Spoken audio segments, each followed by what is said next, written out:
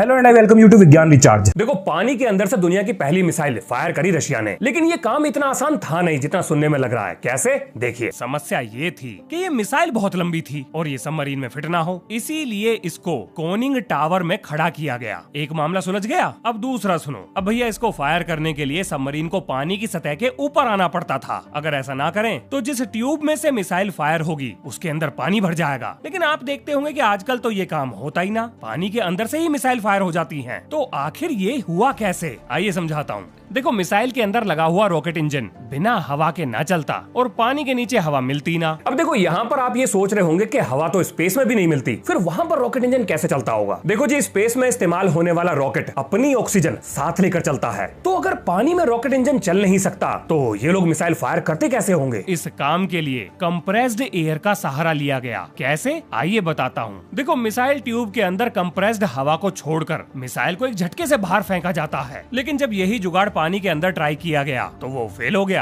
होना ही था, क्योंकि अब मिसाइल को उसके ऊपर अतिरिक्त पानी के दबाव को भी झेलना था। अब इसका क्या इलाज होगा? तो इसके बाद इंजीनियर्स ने मिसाइल ट्यूब को ऊपर से सील कर दिया ताकि उसके अंदर पानी न जाए। तो अब यहाँ पर हो क्या रहा है, एक बार समझ लो। सबमरीन है पानी के अंदर, अपन को फायर करनी है मिसाइल। सबसे पहले खुलेगा मिसाइल का हैच, उसके बाद उड़ेगा उसका कैप, मतलब मिसाइल ट्यूब का कैप, और इससे पहले कि पानी अंदर घुसे, हाई प्रेशर की कंप्रेस्ड हवा मिसाइल को ऊपर धकेल देगी, जो इतना प्रेशर पैदा करेगी कि 14 मीटर पानी की मोटी परत को भी वो बड़े आराम से पार कर लेगी। और एक बार पानी के ऊपर आते ही रॉकेट इंजन अपने आप चल पड़ेगा। और ये है वो जुगाड़ जो आज भी इस्तेमाल होता है। अब अगर कभी आप गौर करोगे तो ये पाओगे कि पानी के नीचे से जितनी भी मिसाइल फायर की जाती हैं, वो सारी की सारी पानी की सतह से ऊपर आने के बाद ही अपने इंजन को स्टार्ट करती हैं। पानी के अंदर किसी का इंजन स्टार्ट नहीं होता। अब यहाँ एक और सवाल आता है कि क्या सच में ही पानी के नीचे रॉकेट इंजन नहीं चलाया जा सकता? नहीं, ऐसा नहीं है। चलाया तो जा सकता है, लेकिन उसके लिए इंजीनियरिंग की तिकड़मबाजी लगानी पड़ेगी। इससे मिसाइल का वजन बढ़ जाएगा, यानी कि मिसाइल की रेंज घट जाएगी, मतलब ज्यादा कुछ हासिल नहीं होगा। और हाँ, न्यूक्लियर वॉरहेड कैरी करने वाली मिसाइल्स सबमरीन से इस तरीके से नहीं फायर हो सकती, उनका वजन ज्यादा है। तो उसके लिए अलग से एक और जुगाड़ बनाया गया, जिसमें एक रॉकेट इंजन की मदद से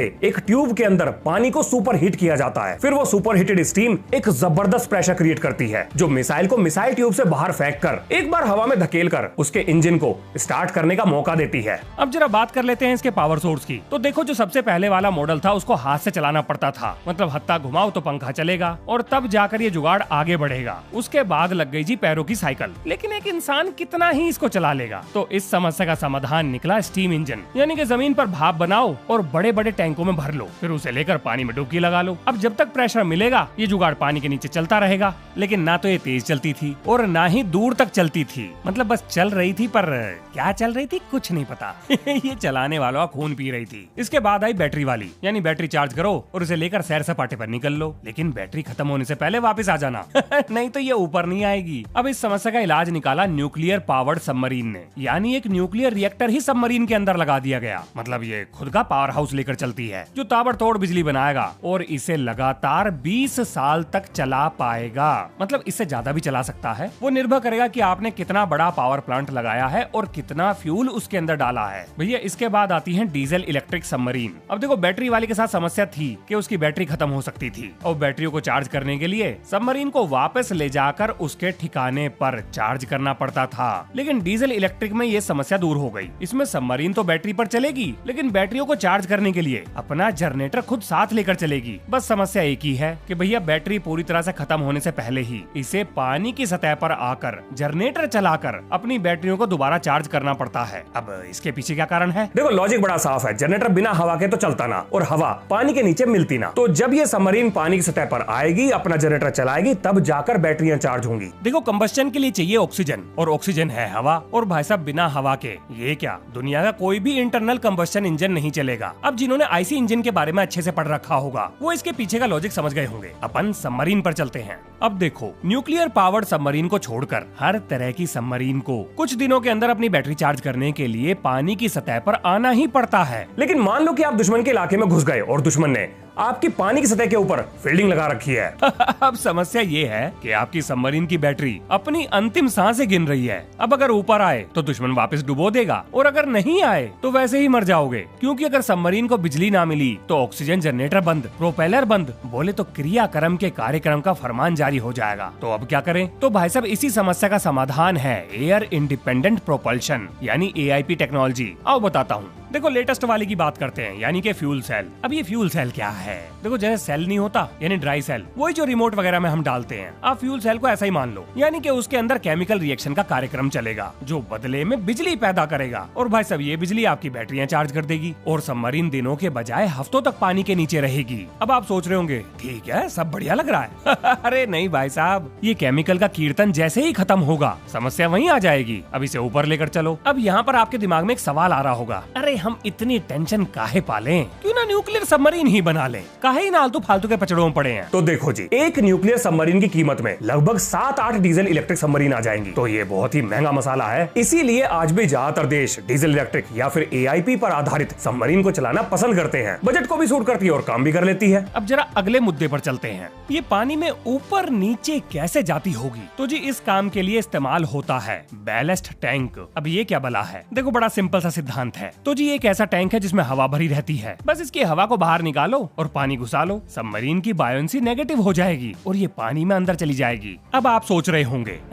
यहाँ कछु तो गड़बड़ है, मतलब सबमरीन जब पानी में नीचे चली गई, हवा सारी बाहर फेंक गई, पेट में पानी भरकर बैठ गई, तो ऊपर कैसे आएगी? क्योंकि ऊपर आने के लिए हवा चाहिए, और जैसा कि मैं पहले ही बता चुका हूँ कि भैया पानी के नीचे हवा मिलती ना, तो अब ये ऊपर कैसे आएगी? वेल ज्यादा मुश्किल नहीं है, इसका समाधान है, सुनो ध्यान से। सबमरीन पानी के ऊपर थी क्योंकि उसके अंदर हवा थी, हमने हवा निकाल दी, वो पानी के नीचे चली गई, पानी उसने भर लिया, लेकिन ऊपर आने के लिए उसे दोबारा हवा चाहिए और पानी के नीचे हवा नहीं मिलेगी, तो ऊपर आने के लिए हवा कहाँ से आएगी? तो इस काम के लिए सबमरीन के अंदर स्पेशल टैंक होते हैं जिनके अंदर कंप्रेस्ड हवा को हम भरकर रखते हैं। अब ये हाई प्रेशर की हवा सबमरीन के बैलेस्ट टैंक में भरे हुए पानी को बाहर निकालकर सबमरीन को ऊपर लाती है। अब आपके दिमाग में सवाल आ रहा होगा कि अगर ये सबमरीन पहले से ही हवा भर के बैठी है, मतलब कंप्रेस्ड हवा भर के बैठी है, तो पानी में डूबी ही काहे? क्योंकि जब वो हवा इसे ऊपर ला सकती है तो डूबने से भी रोक सकती है। देखो वैसे तो आप में से बहुत सारे लोग इस सवाल का जवाब जानते होंगे, लेकिन जो नहीं जानते हैं उनके लिए बता रहा हूँ। अगर आप सेम साइज के दो टैंक लेकर एक के अंदर हवा और दूसरे के अंदर पानी भरोगे तो दोनों में वेट किसका ज्यादा होगा? सीधी सी बात है, पानी वाले का। बस यही लॉजिक है। पानी भरा हुआ सबमरीन का बैलेंस टैंक भारी होता है, वो पानी में डूब जाता है, नेगेटिव बायंसी की वजह से डूबता है। लेकिन जब हाई प्रेशर की कंप्रेस्ड हवा उस पानी को बाहर निकालती है तो सबमरीन हल्की हो जाती है, ऊपर आ जाती है। सिंपल सा लॉजिक है, पॉजिटिव और नेगेटिव बायंसी का खेल है। आर्किमिडीज अंकल बहुत पहले ही समझा के जा चुके हैं। अब आगे चलते हैं।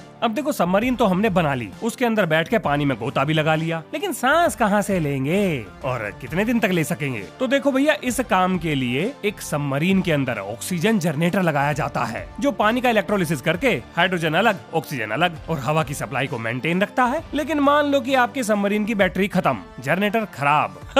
अब आप ये सोच रहे होंगे कि भैया सारी मुसीबतें एक साथ ही आ गई। जब मुसीबत की मंडली एक साथ कीर्तन करती है तब ऐसा ही होता है। अब मान लेते हैं कि आप ऐसी परिस्थिति में फंस गए, तो अब इसका क्या इलाज होगा? तो जी इसका इलाज है ऑक्सीजन कैंडल, जिसे हम सोडियम क्लोरेट, आयरन पाउडर और कभी कभार बेरियम परऑक्साइड के चूर्ण को एक साथ मिलाकर बनाते हैं। बस इसे जलाओ और ये ऑक्सीजन दे देती है, लेकिन इसकी भी लिमिटेड सप्लाई है। ये हमेशा हमेशा के लिए ना चलेगी, पर हाँ एक आध दिन तो ऑक्सीजन की जरूरतें पूरी कर ही देगी। इसके बाद तो ऊपर आना ही पड़ेगा। अब जरा सबमरीन के बूम बाम मसाले की बात कर लेते हैं, मतलब ये कौन कौन से हथियार गोला बारूद लेकर चलती है। तो भाई साहब ये बैलिस्टिक मिसाइल, टॉर्पेडोज, हाँ बस इतना ही होता है इसमें। मतलब पानी के नीचे मशीन गन कौन चलाएगा? वैसे पर्सनल वेपन्स भी होते हैं, लेकिन वो तो क्लोज कॉम्बैट में इस्तेमाल होते हैं। चलो अब जरा मिसाइल विसाइल फायर कर लेते हैं। पहले जरा ये देख लेते हैं कि इससे कितने तरह के टॉर्पिडो फायर किए जाते हैं और वो कैसे काम करते हैं। अब देखो, आपने पानी में टॉर्पिडो छोड़ दिया और उससे कहा जा बेटा जाकर दुश्मन को निपटा, तो इस काम के लिए उसका कोई ऊर्जा का स्रोत भी तो होना चाहिए ना। तो एक टॉर्पिडो को पानी में चलने के लिए हम 4 तरीके से ऊर्जा देते हैं। पहला है पिस्टन अरेंजमेंट, दूसरा बैटरी, तीसरा फ्यूल सेल और चौथा स्मॉल मॉड्यूलर रिएक्टर। हाँ जी, न्यूक्लियर रिएक्टर। सबसे पहले गैस वाले टॉर्पिडो टॉर्पीडो की बात कर लेते हैं, यानी कि पिस्टन अरेंजमेंट पर काम करने वाला टॉर्पीडो। देखो पिस्टन अरेंजमेंट दो तरीके से काम करता है। पहला तो एक सिलेंडर लो, उसमें गैस भर लो, हाई प्रेशर पे रखो और अब उस सिलेंडर में से गैस निकलेगी और पिस्टन को ऊपर नीचे धकेलेगी, जिससे क्रैंक शाफ्ट घूमेगी और टॉर्पीडो के पिछवाड़े पर लगा हुआ पंखा बहुत तेज रफ्तार में घूमकर टॉर्पीडो को आगे धकेलेगा। अब मान लेते हैं कि आपका गैस डालने का विचार नहीं है, तो कोई ना, इसमें बैटरी लगा दो। अब बैटरी जब तक चलेगी टॉर्पीडो की सांस भी चलती रहेगी। अब इस बात का क्या मतलब है? तो देखो भैया, मतलब है बिल्कुल साफ, बैटरी खत्म, टॉर्पीडो का खेल खत्म, ये पानी में नीचे बैठ जाएगा। मतलब जितने भी टॉर्पीडो फायर किए जाते हैं जो कि अपने टारगेट को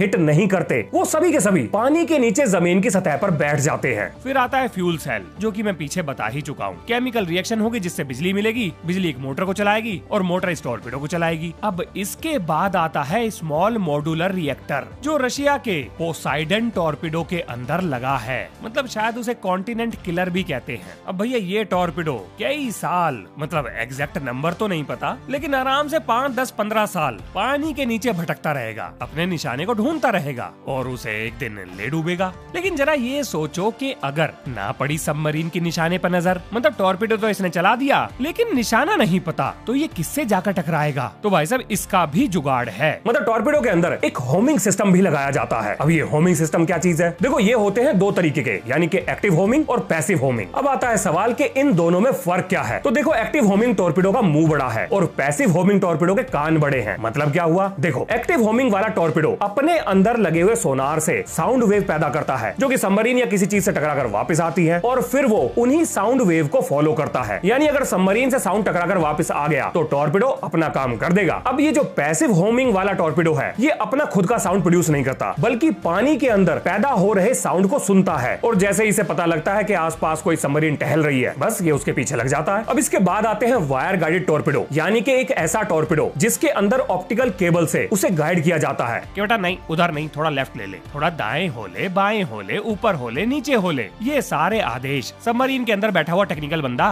कीबोर्ड के बटन पीट पीट कर इसको देता है। अब आगे सुनिए, जैसे हम उड़ते हुए फाइटर प्लेन को स्टेल्थ टेक्नोलॉजी से लैस करने के चक्कर लगा रहे हैं, ऐसे ही हम सबमरीन को भी कर सकते हैं। अब देखो सबमरीन को पकड़ने का सबसे आसान तरीका है उसकी आवाज। अगर आप किसी तरीके से सबमरीन के अंदर या इंजन या प्रोपेलर से आने वाली आवाज को काबू कर सके तो सबमरीन गायब हो जाएगी। और यही है सबमरीन की स्टेल्थ टेक्नोलॉजी। इसी कारण की वजह से सबमरीन के अंदर हर वो चीज जो आवाज कर सकती है उसको रबर का कुशन दिया जाता है। और ये जो आप इसका काला रंग देखते हो, ये इसकी लोहे की बॉडी के ऊपर मोटी रबर की परत है, ताकि ये वाइब्रेशन और साउंड को सोख सके। अब बात कर लेते हैं रक्षा प्रणाली की, यानी कि डिकॉय। देखो भैया सबमरीन में इस्तेमाल होने वाले डिकॉय का काम है सबमरीन को बचाना। तो चलो भैया एक सिचुएशन ले लेते हैं। आप अपनी सबमरीन को लेकर पानी के नीचे टहल रहे हो और तभी दुश्मन की दुष्ट नजर आपकी सबमरीन पे पड़ गई। उसने अपने सोनार पर आपको डिटेक्ट कर लिया और टॉर्पीडो भी फायर कर दिया, कोई वार्निंग नहीं। अब देखो यहाँ पर आपके दिमाग में एक सवाल आएगा कि मान लो दुश्मन ने टॉर्पीडो छोड़ भी दिया, लेकिन अपन को कैसे पता लगेगा कि कोई टॉर्पीडो अपने पीछे है लगा? तो देखो बड़ा सिंपल है,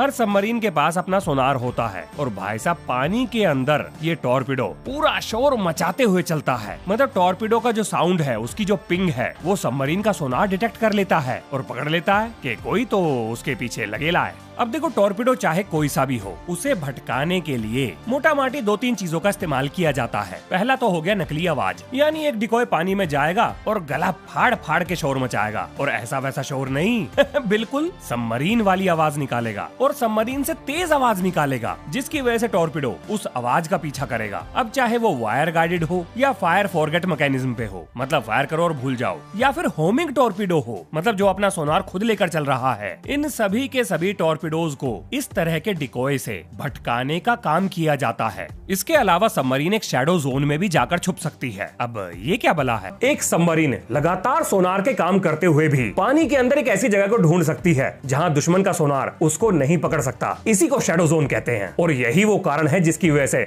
सबमरीन को साइलेंट किलर कहा जाता है। अब जिनको ये बात नहीं पता उन्हें मैं बता दूं कि पानी में गहराई के साथ साथ पानी के तापमान में भी बदलाव आता है, और जैसे जैसे पानी का तापमान बदलेगा, पानी के अंदर चलने वाले साउंड की गति में भी बदलाव आएगा। बस इसी का फायदा उठाया जाता है, लेकिन इसका भी तो इलाज होना चाहिए। तो हाँ बिल्कुल है। दरअसल इस काम के लिए हम एक थर्मोग्राफ का इस्तेमाल करते हैं, जिसे पानी में छोड़कर पानी में मौजूद नमक, टेम्परेचर और गहराई का पता लगाया जाता है कि किस गहराई पर किस तापमान तापमान पर साउंड की वेलोसिटी कितनी है, और इससे पता लग जाता है कि शैडो जोन कहाँ पर बनेगा। बस उसके बाद चला दो गोला बारूद। अब आपको बहुत ही सिंपल लैंग्वेज में समझाता हूँ कि भारत के कंटेक्स्ट में यानी कि संदर्भ में सबमरीन की अलग अलग क्लासेस का क्या मतलब है। यानी Arihant class, Akula class, Kalvari class, आखिर इनके नाम से हमें क्या पता लगता है? मतलब सबके बीच में अंतर क्या है, कैसे पहचानेंगे? आओ समझाता हूँ। एक उदाहरण देखो, फ्रांस की naval defence and energy company ने एक सबमरीन डिजाइन करी जिसको उन्होंने नाम दिया स्कॉर्पियन क्लास। अब जब यही सबमरीन मतलब बिल्कुल सेम डिजाइन भारत के मझगांव डॉक लिमिटेड में बनाई गई तो हमने इसका नाम रख दिया कलवरी क्लास। तो स्कॉर्पियन और कलवरी दोनों एक ही चीज हैं, ये नाम हैं, यानी जिसको जो नाम भाया उसने वो लगाया। अब ध्यान से सुनना, अब अगर भारत में बिल्कुल सेम डिजाइन की और भी सबमरीन बनाई जाती हैं, जो कि बनाई भी गई हैं, जैसे INS खंडेरी, INS करंज, INS वेला, वागीर और वगशीर, ये सब की सब स्कॉर्पियन क्लास सबमरीन हैं, जिन्हें भारत ने अपना नाम देकर कलवरी क्लास सबमरीन कहा है। लेकिन इससे तो कोई जानकारी मिलती ना। बात बिल्कुल ठीक है। देखो, कोई सबमरीन क्या काम करेगी ये उसके नाम के आगे जो इन्फॉर्मेशन लिखी होती है वहाँ से पता लगती है। तो जी यहाँ खत्म होता है नाम का काम। अब आगे सुनिए। देखो, हर सबमरीन के सामने कुछ इस तरह के अल्फाबेट लिखे रहते हैं, जैसे SSBN, SSN, SSK। इन्हीं से पता लगता है कि एक सबमरीन किस सिद्धांत पर काम कर रही है या कैसा हथियार लेकर चल रही है। उदाहरण के लिए SSBN का अर्थ है submarine ship carrying ballistic missiles powered by nuclear energy, यानी एक ऐसी सबमरीन जो बैलिस्टिक मिसाइल लेकर चल रही है और उसको पावर देने के लिए उसके अंदर न्यूक्लियर रिएक्टर लगाया गया है। फिर आती है SSN, यानी ये सबमरीन न्यूक्लियर पावर्ड तो है लेकिन इसमें बैलिस्टिक मिसाइल नहीं है। इसके बाद आती है SSGN, यानी इस सबमरीन के पास गाइडेड मिसाइल्स हैं और ये न्यूक्लियर पावर पर चल रही है। फिर आता है SSK, ये होती है डीजल इलेक्ट्रिक अटैक सबमरीन, यानी डीजल जनरेटर इनकी बैटरी को चार्ज करेगा। फिर उसके बाद आता है AIP टेक्नोलॉजी पर आधारित सबमरीन, यानी एयर इंडिपेंडेंट प्रोपल्शन। तो देखो, आपको नाम से कुछ पता चले ना चले, लेकिन SSN, SSBN इस चीज से जरूर पता चल जाएगा कि एक सबमरीन किस सिद्धांत पर काम कर रही है। ये दुनिया के हर एक कोने पर हर एक सबमरीन में कॉमन है। अब देखो, जितना मुझे आपको बोर करना था उतना मैं कर चुका, यानी कि काम की सारी बातें खत्म। अब मैं दूंगा फालतू का प्रवचन। तो अगर मुझे झेल सकते हो तो बैठे रहो डट के, नहीं तो भाई साहब आपको मेरी नमस्ते। देखो, बहुत सारे व्यूअर्स की शिकायत थी कि भैया आप इतने दिनों के गैप के बाद वीडियो क्यों बनाते हो, जल्दी जल्दी बनाया करो ना। मतलब मैंने बीच में 1 महीने तक वीडियो नहीं बनाया तो बहुत सारे लोग कह रहे थे कि मास्टर जी निकल लिए क्या। कोई कह रहा था कि मैं मर गया हूँ, कोई कह रहा था कि मुझे एलियंस ने उठा लिया। यार कमाल हो आप, क्या लिखते हो। देखो, ऑन अ सीरियस नोट, मेरा घर जो है वो यूट्यूब से नहीं चलता। अब आप बताओ, मैं अपनी रोजी रोटी छोड़कर सारा दिन तो यूट्यूब पे काम नहीं कर सकता। देखो भैया, मैं हूँ टीचर, ये एक बड़ा ही नोबल प्रोफेशन है और मेरे मोरल एथिक्स भी मुझे बैटिंग साइट्स का, गेमिंग साइट्स का ऐड करने से रोकते हैं। मतलब ये मैं नहीं करूंगा। अब देखो, ये बात तो आप भी समझते हो कि मैं ये ऊट पटांग ऐड करूं या ना करूं, इस चीज से किसी की सेहत पर कोई फर्क नहीं पड़ता। पता नहीं यूट्यूब में कितने ऐसे लोग होंगे जो इस तरह के ऐड करते होंगे और आप उन्हें देखते भी होंगे और आपको कोई फर्क पड़ता भी नहीं होगा। अब YouTube के एडसेंस से तो इतना पैसा जनरेट होगा नहीं और पैसा कमा के देने वाले एड्स मैं करूंगा नहीं, तो घर कैसे चलेगा, काम तो करना पड़ेगा। तो यही वो कारण है जिसकी वजह से मैं YouTube पर जब भी मुझे समय मिलता है तब काम करता हूँ, क्योंकि भैया मुझे पढ़ना और पढ़ाना पसंद है। क्योंकि देखो, अगर इससे पैसे निकालने होते तो एक चैनल चलने के बाद 4-5 चैनल और खड़े करके वीडियो बना कर ढेर लगाकर अच्छे खासे पैसे वसूल किए जा सकते थे। नोट छापने में कितना समय लगता, ये तो ट्राइड और टेस्टेड टेक्नोलॉजी है। ज्यादातर यूट्यूबर्स इसको फॉलो करते हैं। मतलब कुल मिलाकर बात यह है कि जनवरी 2025 से ऐसा काम में घिरा हुआ हूँ कि YouTube पर काम करने के लिए समय ही नहीं मिल रहा और यही वो कारण है जिसकी वजह से आपको वीडियो कम मिल रही हैं। पर ऐसा लग रहा है कि शायद अब मैं फ्री हो गया हूँ। मतलब अगर कोई और काम नहीं आया तो, मतलब कहने को 1-2 दिन के छोटे मोटे काम बचे हैं जो कि जल्दी खत्म हो जाएंगे और उसके बाद आप और हम मिलकर विज्ञान की दोबारा क्लास लगाएंगे। तो ये है इस वीडियो का अंत। मिलते हैं नेक्स्ट वीडियो में। जय हिंद, जय भारत।